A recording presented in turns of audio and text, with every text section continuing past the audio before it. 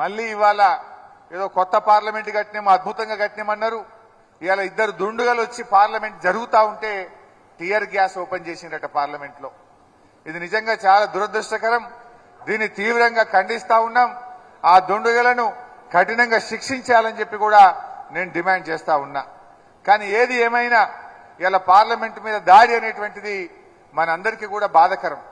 ఇలా ప్రపంచం ముందు మనం అసలు ఒక పార్లమెంట్ జరుగుతూ ఉంటే పార్లమెంట్కే రక్షణ లేని పరిస్థితి రావడం అనేది ఇది మనందరికీ కూడా ఒక రకంగా దురదృష్టకరం, బాధకరం. ఇవాళ అదృష్టం ఏంటంటే ఏ ఎంపీలకు ఎవరికి కూడా ఏం కాలేదు, అందరు కూడా సేఫ్ గా ఉన్నారు. ఆ భగవంతుని దయ వల్ల అందరు కూడా సురక్షితంగా బయటపడ్డారు. చాలా సంతోషం. దీనిపైన విచారణ జరగాలని, ఇటువంటి భద్రతా లోపాలను వెంటనే కట్టుదిట్టం చేసి పునరావృతం కాకుండా కూడా అన్ని చర్యలు తీసుకోవాలి.